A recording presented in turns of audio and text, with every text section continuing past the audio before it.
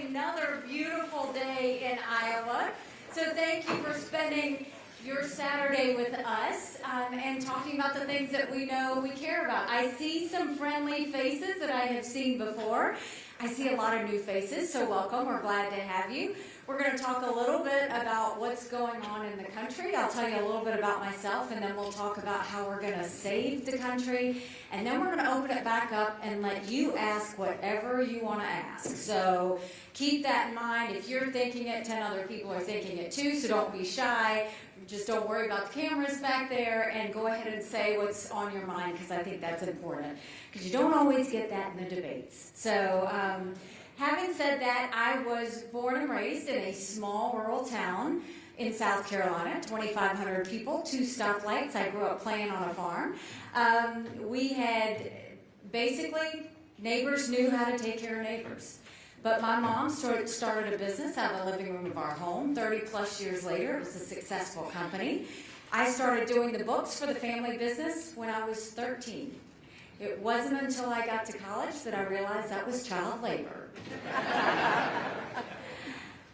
I went on to, I'm not an Ivy Leaguer, I'm a public university girl. I went on to Clemson University, go Tigers, thank goodness we won today, and graduated with a degree in accounting. So I'm an accountant. Accountants are problem solvers, no offense to our lawyers. And went on and worked in the corporate world for a while, and then I came back home to the family business. And one day I happened to be sitting with my mom, telling her how hard it was to make $1 and how easy it was for government to take it. And my mom said, quit complaining, do something about it. I did not know you weren't supposed to run against a 30-year incumbent in a primary. Truly, ignorance is bliss. I had never been politically active. And once I realized he was related to half the district, the only option was to win. So I went around the district and said, look, we have way too many lawyers in the State House. I think they need a really good accountant. And the district took a chance on me, and we won. And so when I got to work, we went in there. In the first few years, I worked hard. But in South Carolina, a lot of bills were passed by voice vote. All in favor, say aye. All opposed, nay. The ayes have it. But one day they pushed a bill that would give legislators a pay raise. All in favor, say aye. All opposed, silence. The ayes have it. Yet to this day, you can't find anyone that says they voted themselves a pay raise. I was furious because we had a Republican House, a Republican Senate, and a Republican governor. And so I filed a bill that said anything important enough to be debated on the floor of the House or the Senate is important enough for people to know how their legislators voted. And the Speaker of the House said, put the bill away. We don't need to have it. We will decide what the public needs to see and what they don't. And regardless of all that went along in the middle of it, to put it bluntly, when I would not put the bill away, they stripped me of all of my seniority. I was demoted off of all of my committees. I could take the well, no one would hear me speak. I could file a bill, no one would co-sponsor. So I ran for governor. And I'm proud to say one of the first bills we signed into law in South Carolina is now in our sweet state. Anything debated on the floor of the House or the Senate requires a legislative vote on the record. And we took it a step further and did it on every section of the budget. And I love music. You were listening to my playlist earlier. I love music, and so on the day of the bill signing, we blasted throughout the State House, Pat Benatar's Hit Me With Your Best Shot.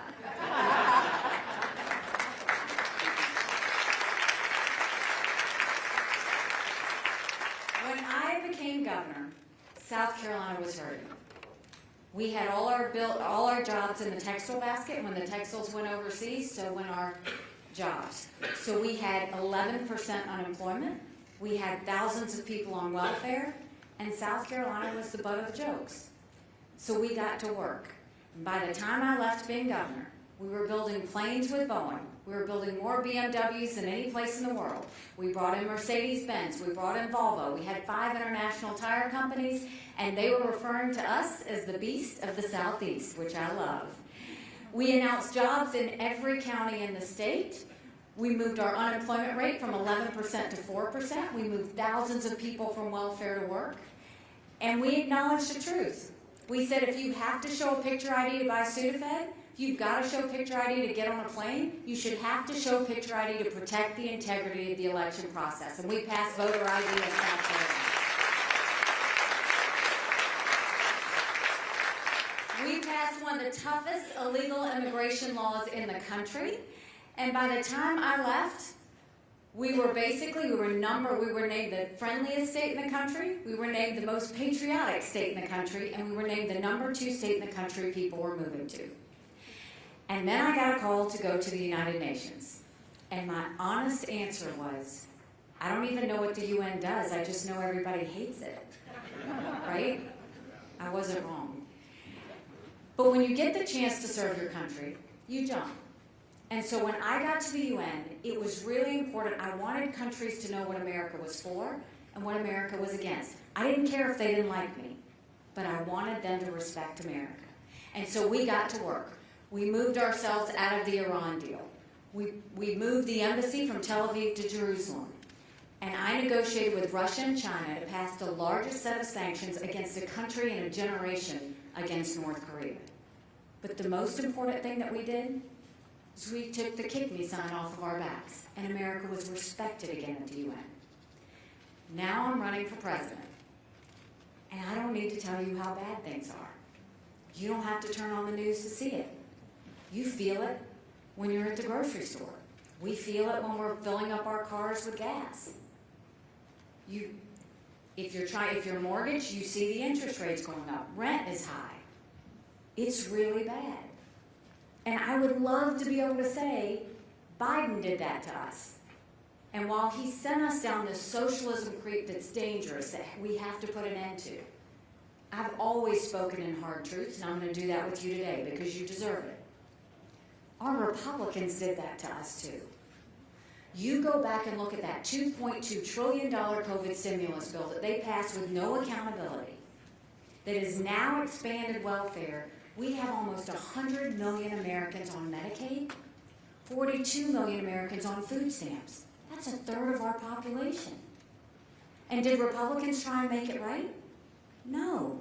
They doubled down and opened up earmarks for the first time in 10 years, pushing through 7,000 of them last December. Want to know how they spent your money? $30 million on an honors college in Vermont, $10 million to tear down a hotel in Alaska, $7.5 million on a courthouse in Colorado, and the list goes on. In this 2024 appropriations budget that's being debated, Republicans put in there $7.4 billion worth of pet projects and earmarks. Democrats put in $2.8 billion. You tell me who the big spenders are now.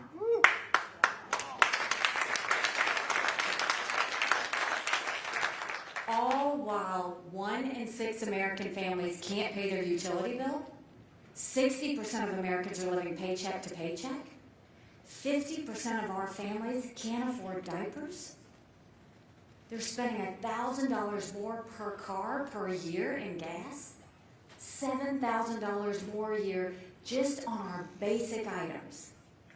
Something's got to give. Social Security goes bankrupt in 10 years.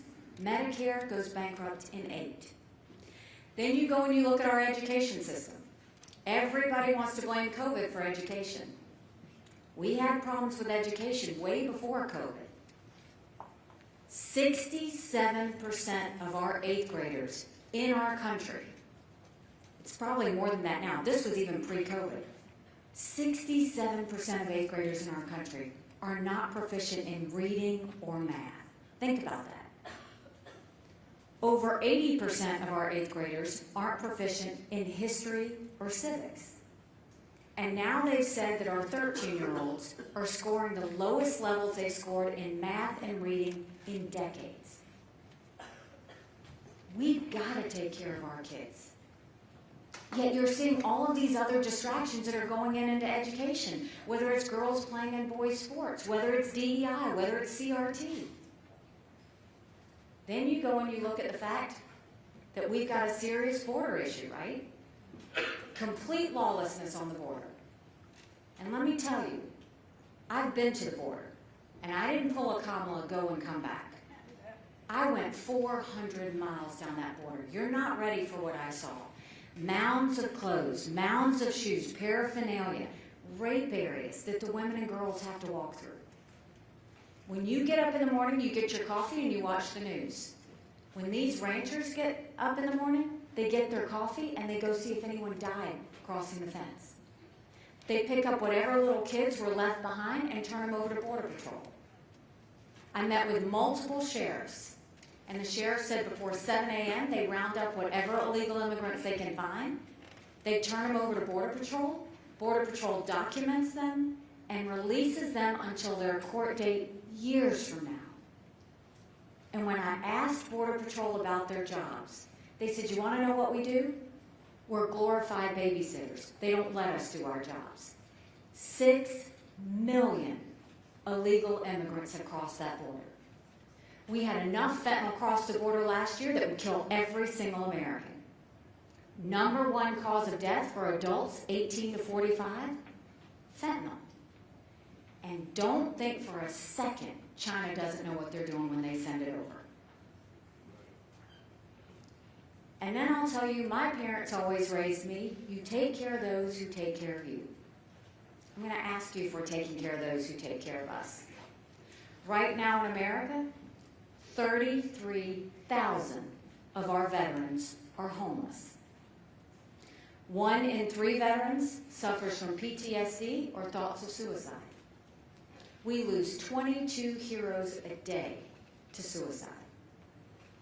If a veteran needs to get a doctor's appointment, on average in this country, to get an appointment at the VA, it takes 29 days. Why 29? Because on the 30th day, they can go to the doctor or hospital of their choice. So midway through the 29 days, they get a call to reschedule, and it starts all over again. It's shameful how we treat our veterans. Now, any of those things could have been taken up by Congress, right? But what has Congress done for you lately? Nothing. It is why we have to have term limits in Washington. It's past time. It's past time. It's also why I think we need to have mental competency tests for anyone over the age of 75. Now, I want to make it really clear. I'm not being disrespectful when I say that. We all know sharp 75-year-olds. I mean, you can look at your own Senator Grassley. He could run circles around any of us.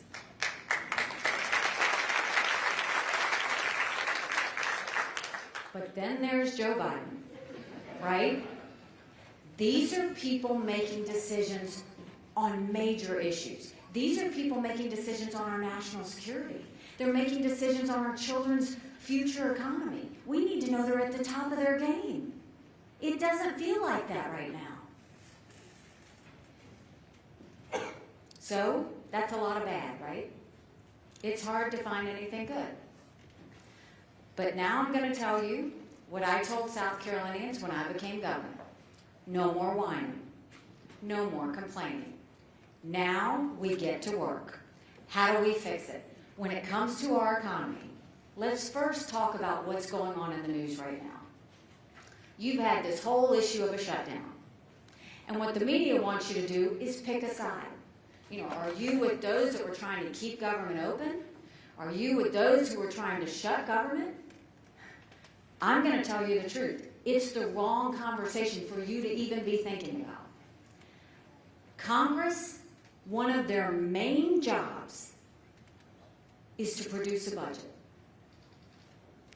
Congress has given a budget on time 4 times in the last 40 years. They're not doing their job 4 times in the last 40 years. You need a president that reminds them their job is to put a budget out before we even get to this point. So don't let them sit there and tell you, oh, I was on this side or I was on that side. No, that's the wrong thing. They should have given us a budget on time so we never got to this point. So you look at that situation and say, okay, how are we going to do it? 1, I promise you we're going to make sure they have a budget on time. But 2, let's look at what we're going to do economically. The first thing we need to do is claw back the $500 billion of unspent COVID dollars that are out there. Excuse me. Nikki, your talking a lot about some important issues, but how do you feel about Taylor Swift? Are you a fan of Taylor Swift? I mean, can we get through this, and then you're welcome to ask a question after. Can you just tell me if you're a yes or no? Are you? I mean, nobody's gonna. Swiftie or no?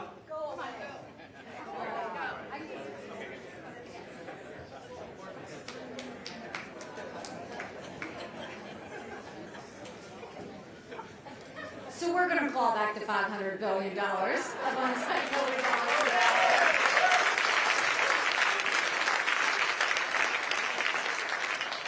Instead of 87,000 IRS agents going after middle America, let's go after the hundreds of billions of dollars of COVID fraud that we know exists. 1 out of $7 was spent wrong and was fraudulent. If 8% of our budget is interest, quit borrowing. Cut out the credit cards. You have to balance a budget every day. I had to balance a... Not even a Swiftie. Okay, Swiftie.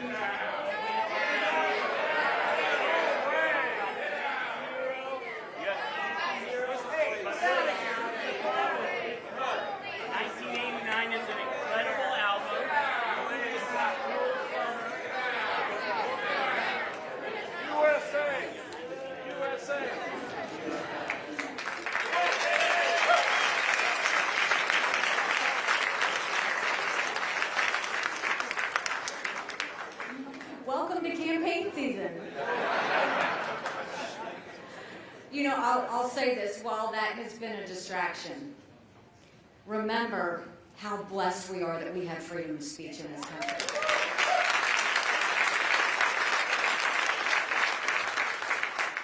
My husband's a combat veteran. They fought for us to have that. So whether he wants to talk about Taylor Swift or not, God bless him, he's got the right to ask. He just needs to wait for everybody else and ask the question. So look, okay, reminder, we are going to go back and claw back the $500 billion unspent. We're going to go back and make sure that instead of go after all the fraudulent dollars, cut up the credit cards. They need to quit borrowing and start living within their means. But I just came out with an economic plan that is really going to help, I think, middle America. What we're seeing right now is the rich are getting richer, the poor are getting poorer, and there's not enough fight for middle America. And so what we want to do is, the first thing we want to do is eliminate the federal gas and diesel tax in this country. It will put more money in your pockets. We want to cut middle class taxes and collapse those brackets. That way we can make sure that middle class has more money, but we're also making a tax system that's simpler and fair. You shouldn't have to pay an accountant to do your taxes. It should be simple enough that you know and are able to do that. Then let's go and look at the fact that we have to make sure that I will veto any spending bill that doesn't take us back to pre-COVID levels. We'll stop the spending, we'll stop the borrowing, and we'll eliminate the earmarks. We'll also make sure that they know if Congress does not give us a budget, they don't get paid, period. We are not going to pay them if they can't give us a budget. Let's stop all the corporate and special interest bailouts that are happening. Let's pull back Biden's $500 billion of green subsidies that are out there that are only making things more expensive for us. And let's go to a budget that, as an accountant, I know, it's zero-based budgeting. You start at zero and you say, what do we have to have? And work your way up. The problem with what Congress is doing now is we have to honestly break the budget system. Because what they do is they take the budget they passed last year, they bring that forward this year, and they add more money to it. That's the wrong way to look at it. We have to go back and prioritize. So let's go back to zero-based budgeting. And then let's make sure that we bring freedom back to our country. Let's get a strong dollar. That's what the Fed is supposed to be working on. We need that to be the stability in our country. Let's make sure that we put spending caps in place so that they don't spend more than what the economy is growing. That's what every small business in America does. That's what they need to do. And let's also make sure that we focus on energy. When we open up our energy industry, when we do an all-of-the-above approach, I don't want to just be energy independent. Let's be energy dominant. When we do that, a lot of prices are going to go down because everybody's paying for the cost of energy right now. So that's the budget situation. Now let's talk about education. We knew in South Carolina if a child couldn't read by 3rd grade, they were 4 times less likely to graduate high school. We've got to get our kids reading again. So what we did in South Carolina was we started reading remediation programs. We brought in their parents. We set them back until we knew they could read. We need to do that across this country. We've got to get our kids reading or we're going to be in a world of hurt. Let's make sure no parent should ever have to wonder what's being said or taught to their child in the classroom. We need complete transparency in the classroom when it comes to our children.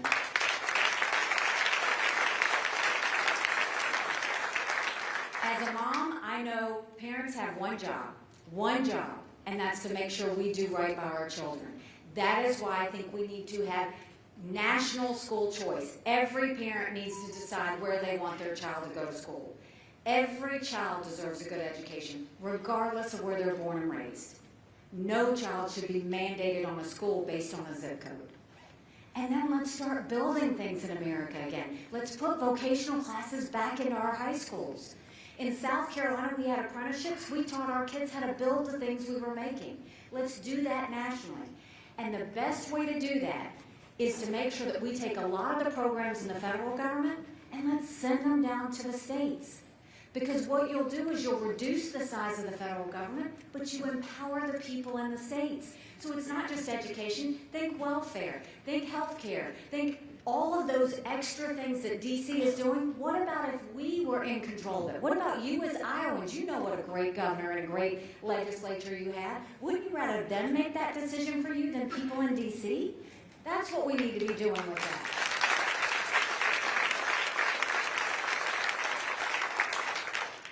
And then when it comes to the border, we'll do what I did in South Carolina and we'll take it further. We will do a national E-Verify program that requires companies to have to prove who they're hiring and that they're here legally.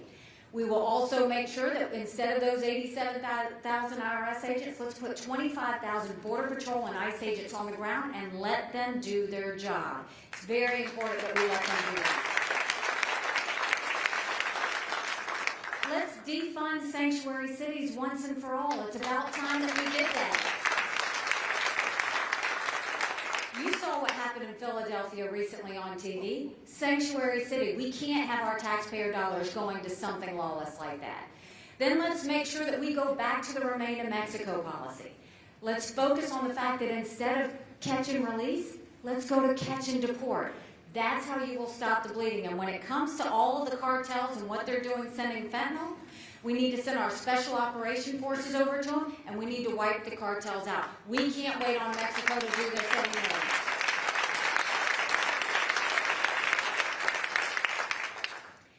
And when it comes to our veterans, you know, the media always shows, and we see on TV, when our loved ones are deployed, and you see the tears that are shed. And then we see when they come home, and you see the hugs and the blessings that they returned home safely to us.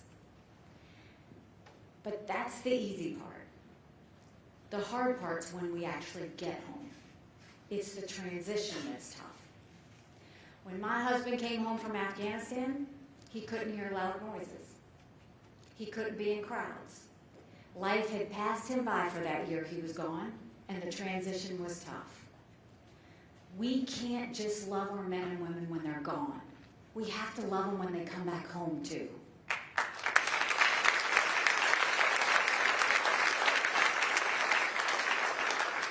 Let's help them with that transition. Let's make sure we have telehealth so that they get the mental health care they need right when they need it. Let's let them use the doctor and hospital of their choice. They've earned that right. When it comes to GI benefits, let them use it for other things besides just education. And if you want to know how we're going to take care of veterans' health care, I think every member of Congress should have to get their health care from the VA. And you watch how fast we get that.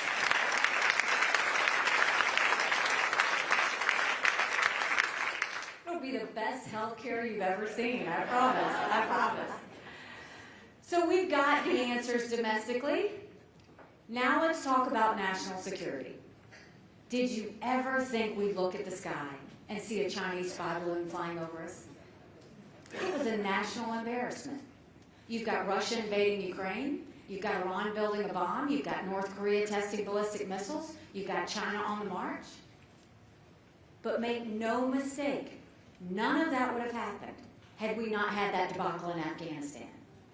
The idea that my husband and his military brothers and sisters who served there had to watch us leave Bagram Air Force Base in the middle of the night without telling our allies who stood shoulder to shoulder with us for decades because we asked them to be there. Think about what that told our friends. More importantly, think about what that told our enemies. And now we're facing the biggest threat we faced since World War II. China has been planning war with us for years. And that's not me being dramatic. They're already here. They've already infiltrated. They bought 400,000 acres of U.S. soil, most recently near Grand Forks Air Force Base, where our most sensitive drone technology is. They bought the largest pork producer in the country, right here in Iowa. They're putting millions of dollars into universities, stealing our research, and spreading Chinese propaganda. You freaked out when there was a Chinese spy balloon? What about this? 90% of our law enforcement drones in America are Chinese. So think about all the mini spy balloons and the surveillance that they have right now. You've got the fact that there's certain technologies we never want China to have because they go and threaten America and they help China, the Chinese Communist Party, yet the Biden administration gave them 70% of those requests last year. Then you go and you look at the fact that we've got a spy base off the shores of Florida on Cuba. It's only a matter of time before they put Chinese military there. We can't let that happen. You look at the fact that we're looking at the fentanyl situation. We've lost more Americans than the Iraq, Afghanistan, and Vietnam wars combined. 75,000 Americans just last year. Then you look at what China's doing with their military. They've built up their military. They now have the largest naval fleet in the world. They have 350 ships. They'll have 400 ships in 2 years. We won't even have 350 ships in 2 decades. They're doing artificial intelligence. They're doing cyber. They're doing space. They've developed hypersonic missiles. We've barely gotten started. And now they're the lead developer of neurostrike weapons. Weapons engineered to disturb the brain activity of military commanders and segments of the population. That's who we're dealing with. You can't appease a communist party like that. Not when they're that focused, not when they're that clear on what they want to do. The only thing China's going to respond to is strength. So how do we deal with it? First thing is stop selling any U.S. soil to China and let's take back what they already purchased. They don't get to have that.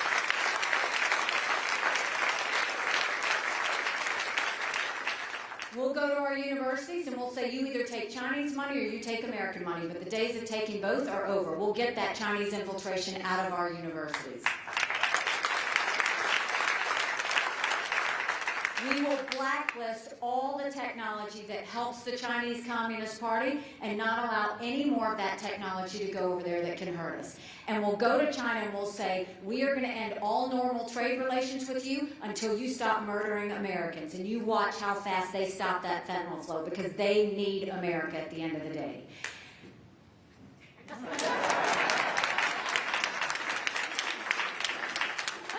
I think you should give them that time before they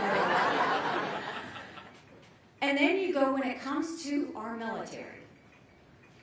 We need a strong military.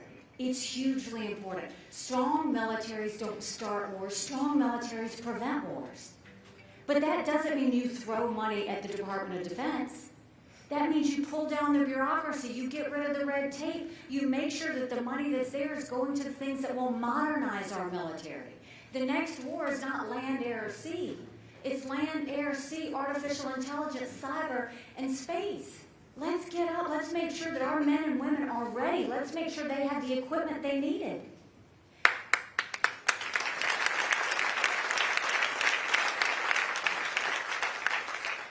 They have have to stop playing favorites with defense companies, and they have to start doing what's in the best interest of our military.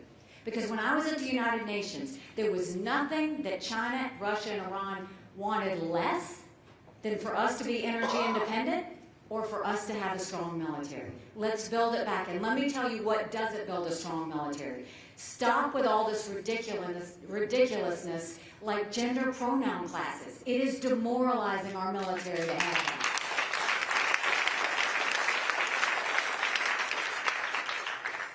So we had the solution. Oh, let me say this because this is becoming more of a hotbed. I know there's a debate about whether we should be involved in Russia and Ukraine. Don't ever forget, before the Olympics, when President Xi and Putin held hands and named themselves unlimited partners. A win for Russia is a win for China. They know that. Putin has made it very clear that once he takes Ukraine, Poland and the Baltics are next. Those are NATO countries. Then we're in a war. We are trying to prevent war. I don't want my husband or any other military members to have to go fight anywhere. So the way we do that is make sure we give them the equipment and the ammunition to win. They are doing incredibly well.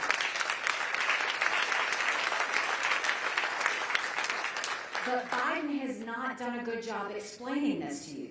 He owes it to you to let you know where that's being spent. I don't think we should give cash to any country. I've always believed in that. I think that we work with our European allies to give them the equipment and the ammunition to win. I don't think we put troops on the ground. But there is a way that we can defeat them. We know Putin just went for a bailout to North Korea with Kim Jong-un. They're getting drones from Iran. They're getting missiles from North Korea. They've raised the draft age in Russia to 65.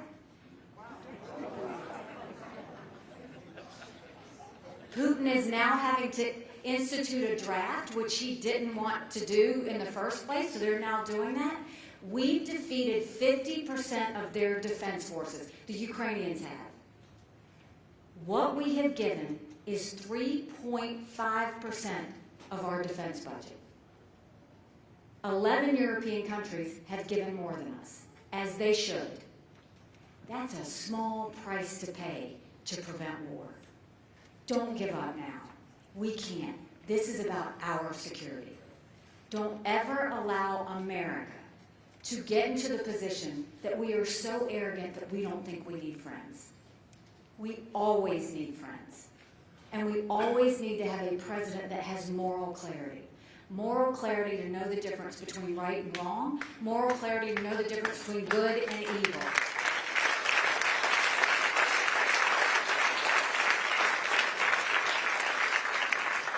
So we have the solutions to get our country back on track, and we will do that. But the first thing we need to acknowledge as a country is we have to end this national self-loathing that has taken over. The idea that they say America's bad or rotten or racist. I was elected the first female minority governor in history. America's not racist, we're blessed.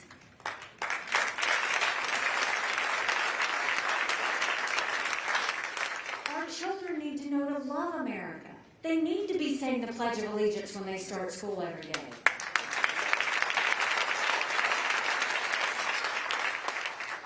You know, a couple months ago, I dropped my husband, Michael, off at 4 a.m.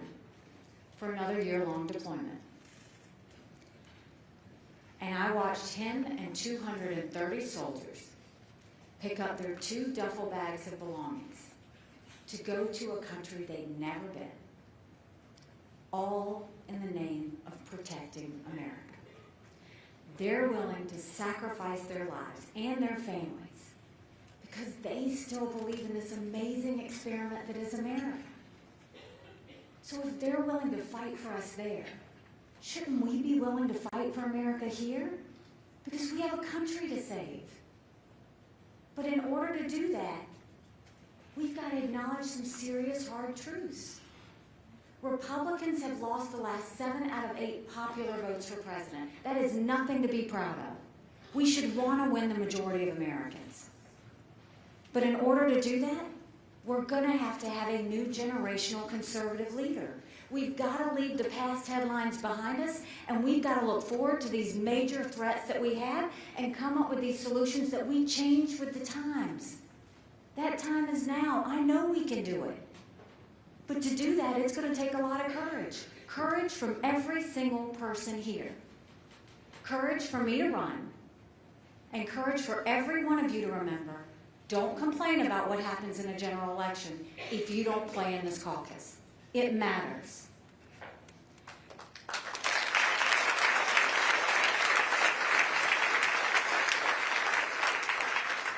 When I first announced that I was running for president, someone asked me, well, why are you doing this?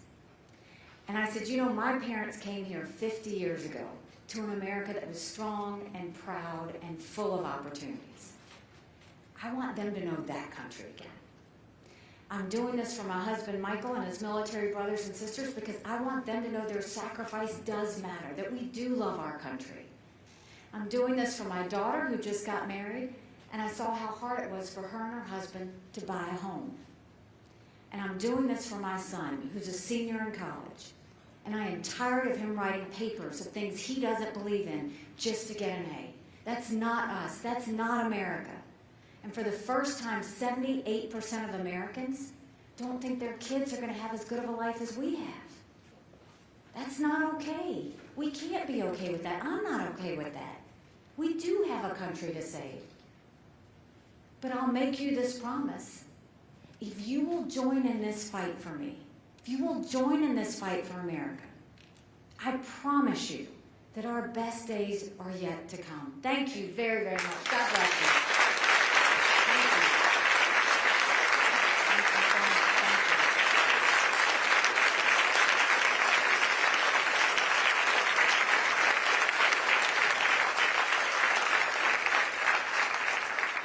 So now we are going to open it up for questions. You know, first of all, I think we do need to give it to these fellows that happen to show up. Yes, I do like Taylor Swift. Yes, I do listen to Taylor Swift music. So there we go. Okay, who wants the first question? Andrew and Billy have microphones, so just raise your hand. They'll come to you. Yes, sir. You're a very forward-looking candidate. I rejoice in that. I'm concerned about climate, though. It sounds like most of your opponents essentially are just, let's go back to fossil fuels, that's great. While we can't, instantly get rid of them, we do have to look forward and make a transition. What kind of climate policy would we see from President Haley? And it's a lot of people that care about that. And, what I want to say is, without asking any of you, we all care about the environment. We all want clean air, we all want clean water, and we all want a future for our children that we can know is going to be safe and ready. So that's the first thing is, yes, I do think climate change is real, but I think there is a way to go about doing it. What Biden is doing is wrong. He goes and he passes this in these green subsidies and this Inflation Reduction Act, where he says you're going to have, everybody's driving an electric car by 2035. One, it's not realistic. Two, he's not thinking about the infrastructure that goes into that. So, and I'm not even talking about charging stations. Electric vehicles are incredibly heavy. Our roads and bridges couldn't handle it if we all got to electric vehicle cars. So what is the answer? I'm for an all-of-the-above energy approach. We can do a transition. I don't have a problem with doing a transition, but it's got to be done the right way. You don't do it by demonizing producers. You actually bring them in to help you with the innovation. They know what it means to go and create innovations. They just came out with nuclear fusion that will create more energy. We need to go and work with them and say, this is how we do it. But never forget, America does an amazing job at reducing emissions. If we really do care about wanting to clear the environment, and I can tell you I dealt with this up close and personal at the UN, we have to call out China and India on what they're doing. Their emissions are terrible. When I was at the United Nations, I led the charge to get us out of the Paris Climate Agreement. And everybody says, she and the administration don't care about the environment. It was actually the exact opposite. We do care about it. The problem was every country had to say what their plan was to reduce emissions. And Obama had done it to where he gave all of these promises to heavily regulate our businesses, heavily regulate our industries, to where it was a huge burden, cost-wise and otherwise, on our businesses. China, do you know what theirs was? We'll deal with it in 10 years. I know China well enough. 10 years never comes. We need a fair situation. We need to unite the world and tell India and China, we've waited long enough. We've all done our part. It's time for you to start doing your part. And I will make that case very loudly.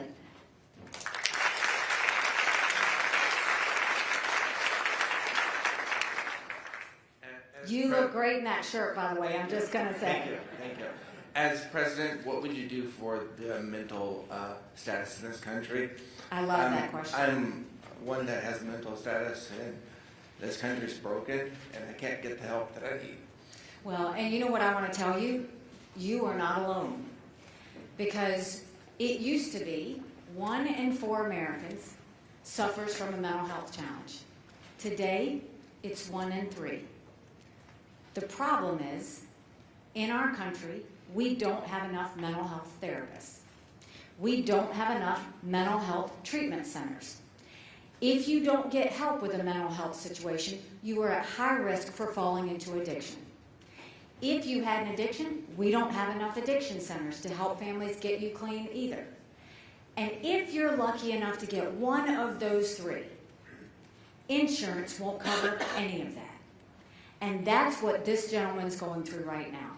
We have to acknowledge the cancer in America that everyone has refused to deal with, and that is the mental health crisis in America.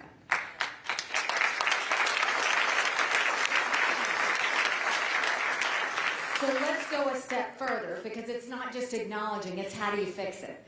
The first thing we have to do is acknowledge that our whole healthcare system is an issue. How can we be the best country in the world and have the most expensive healthcare in the world? It's wrong. I take care of my parents. They live with us. They're 87 and 89. My mom was in the hospital, and when she was in the hospital, there was nothing more glaring than this. The nurse came over to her and offered her 2 Tylenol. And she said, I don't need it. And the nurse said, honey, you might as well take it because you're paying for it anyway. When we got the bill for her hospital visit, no one talked to us about the charges. The hospital and the insurance company negotiated those charges for us, and we were just supposed to be stuck with it and supposed to pay it. When I am president, this is going to be a major issue. We are going to open every industry up, from the insurance companies to the hospitals, to the doctor's offices, to the pharmaceuticals, to the PBMs. We're going to make them all transparent and make them show us the warts that they have. Because at the end of the day, the patient's been sitting in the back seat long enough. It is time for the patient to be in the front seat. It's time for us to let them decide what kind of health care we want and how it's going to be taken care of, and go to how it is like when you have your car getting fixed. You go to the mechanic, and what does the mechanic say? I can do a quick fix, it'll cost you this much. Or I can go ahead and fix the whole thing, and it's going to cost you this much. At the end of the day, we get to decide. We've got to get it to where the patient is back in the driver's seat. That's hugely important. That is a promise, and we've got to make sure that insurance covers the cancers in America so that people can get help, and that includes mental health. That is how we will take on mental health and health care in America.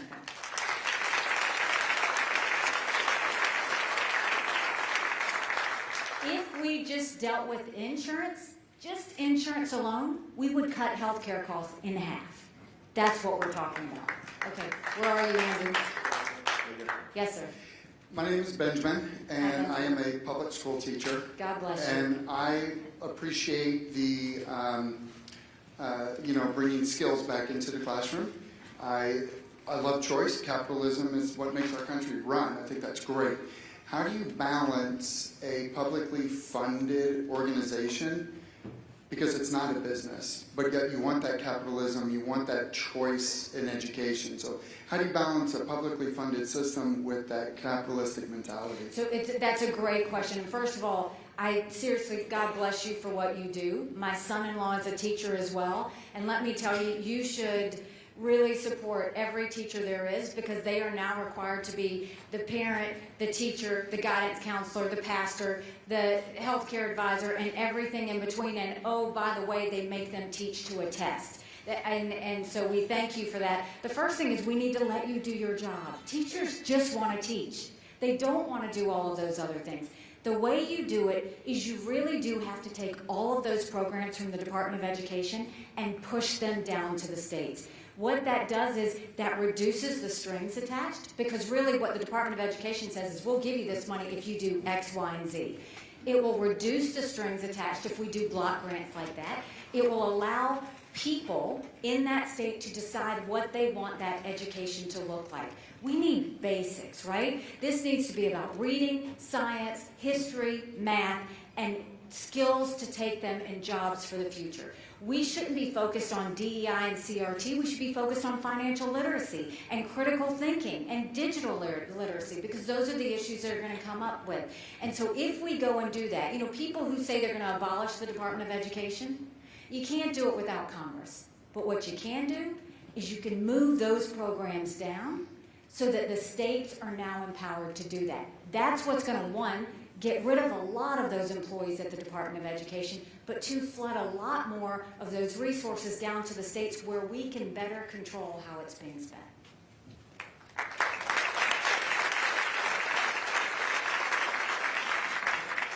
One of your opponents has introduced a constitutional amendment that would raise the voting age. Number one, what do you think about that? And number two, how would you like to engage young voters? Well, first of all, I will tell you, if you are old enough to go fight in a war, you should be able to vote, period.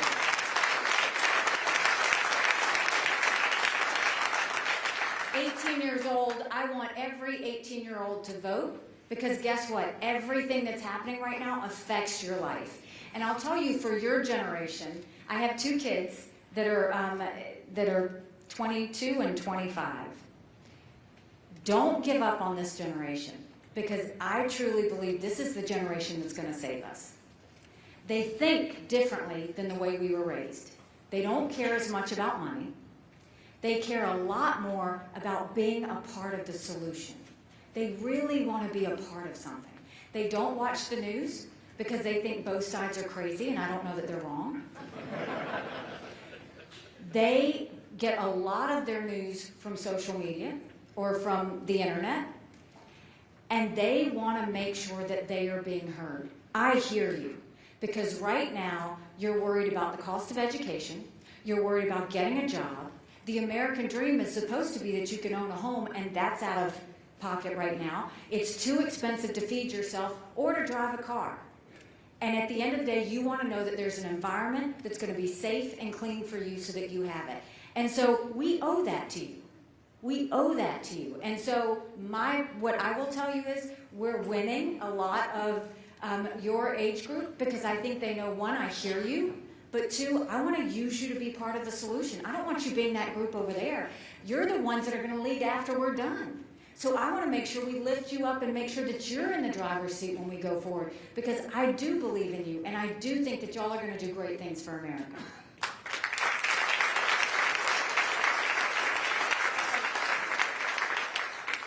Hi there, my name is Ariana Cutler. As a young Republican, I 100% agree. I do believe that both sides are a little crazy. But my question is, I love the fact that you call out other Republicans, especially on the COVID relief bill in 2020. However, I did a little bit of research, and I found that you didn't support Thomas Massey, and I was curious for the reason why. Thomas Massey. Massey. Thomas Massey. What am I not supporting? COVID relief bill in 2020. He was the only Republican against it. He did. I'm not in Congress. You still had a platform. You were a public figure. I wasn't a public figure. In 2020, I was a private citizen. On the board. On the board of what? You're a former governor. I'm absolutely a former governor. If you're asking me what I think about COVID, is that what you're asking me? Or COVID funding? The 2020 COVID funding bill is what she's asking about. I couldn't find any tweets or statements from you. I mean, I'm happy to tell you where I stand on COVID or any of the COVID issues. I was a private citizen, so I was not in public office. I was not a governor at that time. But this is what I'll tell you. As a governor of South Carolina, we had and continue to have a lot of hurricanes, a lot of crises. We had 1,000-year flood, we had hurricanes, we had shootings, you name it, we had it.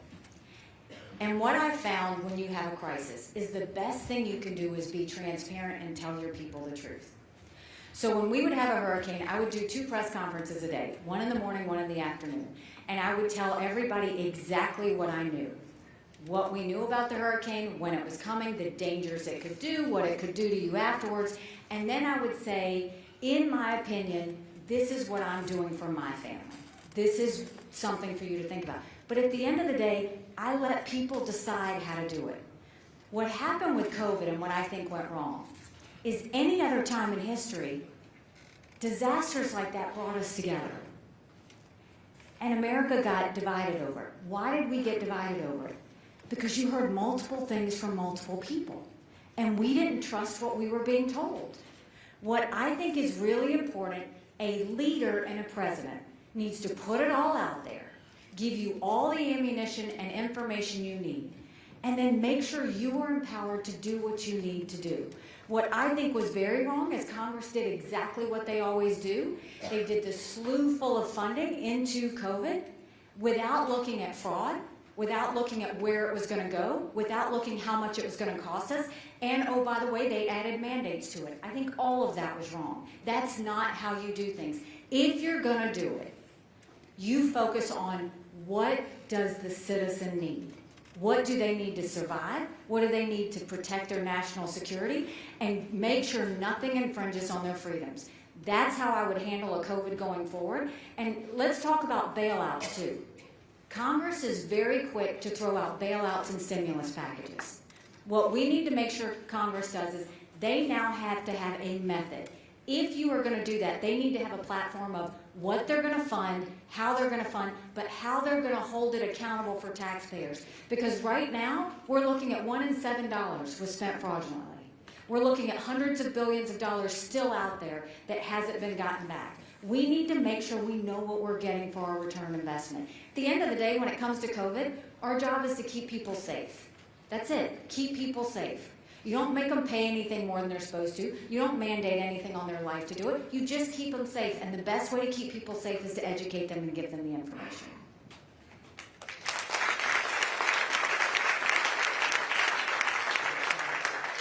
Am I looking? Okay. We have time for one last question. Make it a great one. What are you going to do to ensure that we do not lose our electoral college? You know, I think that with the entire election process, when we look at what happened, 2020 was an uncomfortable time because I think we saw a lot of secretaries of states do things without the authority of their legislatures. I think because so much was shut down, you had a lot of mail-out ballots, and people didn't trust what happened. And I think that everything was not on the up and up. Having said that, I think Biden won the presidency. That's been proven in every court case and in everything else he won. But we should learn from that. First, making sure we have election integrity. I hope every single state, and we've seen a lot of states have enacted good voter ID laws, good transparency laws, making sure they're cleaning out their electoral rolls to make sure that dead people aren't voting, to make sure that we're not letting illegal immigrants vote. I mean, you should all worry about the fact that Biden just gave 500,000 Venezuelans temporary protective status because guess what? They all now get Social Security numbers and they all now get driver's license. So you look at that, but I think that we have to go through and do whatever it takes to protect the integrity of the Electoral College, our election process, and everything along the way. And I think that we have to continue to do that. What we're seeing now is I think this is going to be a messy election again.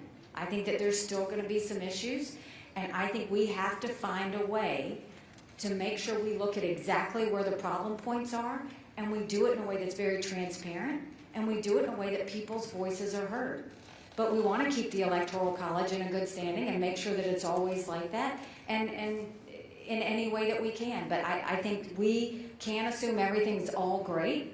but we can't assume that we can't trust it either. The answer is in the middle, and we have to continue to work on it every day to make sure that we hold it strong. If you folks, if you get there, are the ones that will ensure that we keep our electoral. Absolutely. It's gone for us if we don't. No, and I think we have to do that. We have to make sure we keep the Electoral College. I think we have to make sure we continue to do election integrity. I think we have to make sure that people trust and they know exactly what they're going to get. Look, I've seen many countries where the election process is a mess.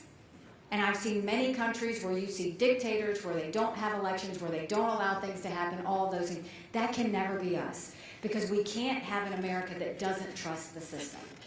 And I want to make sure we always trust the system, and I agree with you. We'll do everything we can to keep a strong electoral college. I'll leave you with this. So first of all, thank you for taking the time to spend your Saturday afternoon with us. You know, when I ran for that longest serving legislator in a primary, people laughed at me. And I got to work, and I earned their support, and we won.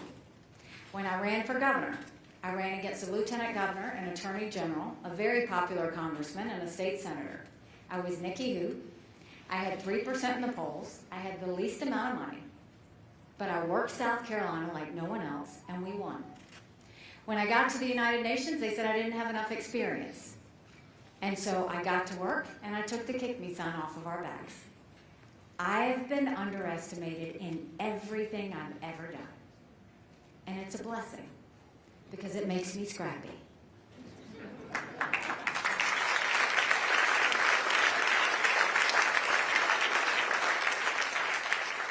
No one's going to outwork me in this race. No one's going to outsmart me in this race. So if you like what I had to say today, go tell 10 people. Tell them to go to NikkiHaley.com. We've got people here in the room that will help you if you decide you want to caucus for us or volunteer for us or do anything to spread the word. Give $5, $10, $25 today, whatever you can do to get this out there, because we do have a country to save. If you don't like what I've had to say today, just don't say anything and don't tell anyone you were here. God bless you. Thank you very much.